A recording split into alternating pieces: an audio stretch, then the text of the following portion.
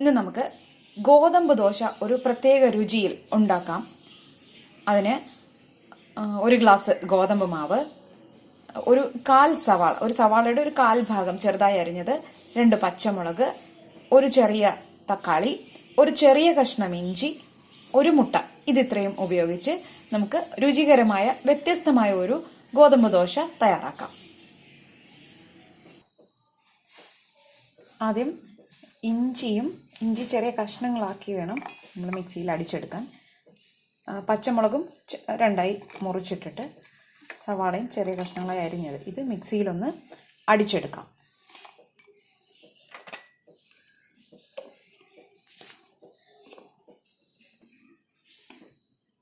ഇഞ്ചിയും പച്ചമുളകും സവാളയും മിക്സിയിലൊന്ന് അടിച്ചു വെച്ചിട്ടുണ്ട്.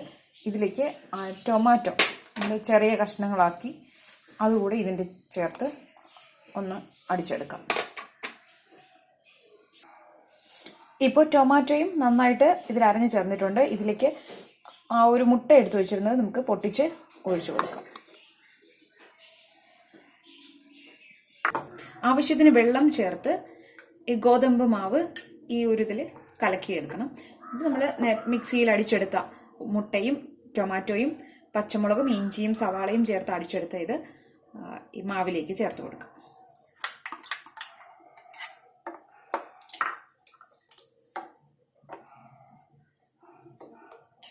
ഇനി ആവശ്യത്തിന് ഉപ്പ് കൂടെ ചേർക്കണം.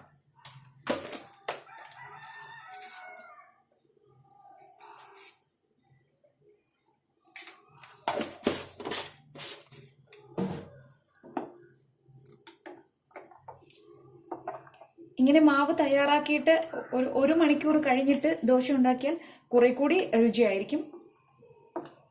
കുറച്ച് സമയം വെച്ചിരിക്കുന്നതാണ് നല്ലത്.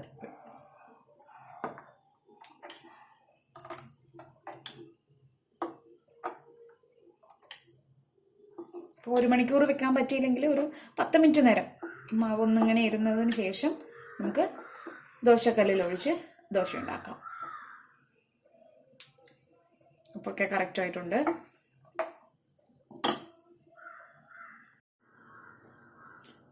ദോശക്കല്ല് ചൂടായിട്ടുണ്ട്. ഇതിൽ നമുക്ക് എണ്ണ തടവാം. എണ്ണ തടവിയതിന് ശേഷം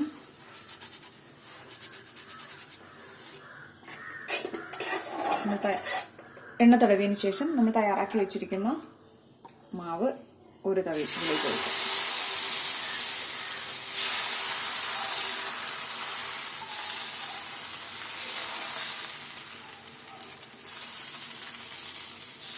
നന്നായി പരത്തി കൊടുക്കാം.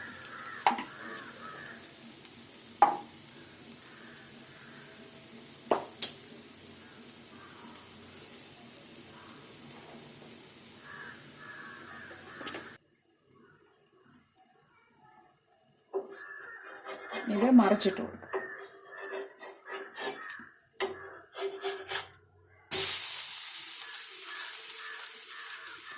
ഇഞ്ചിയുടെയും പച്ചമുളകിന്റെയും എല്ലാം നല്ല മണം വരുന്നുണ്ട് ആ കല്ലിൽ ചൂടുമ്പോൾ. പിന്നെ മുട്ട കൂടെ ചേർത്തത് കൊണ്ട് ഈ ദോശ വളരെ സോഫ്റ്റ് ആയിരിക്കും.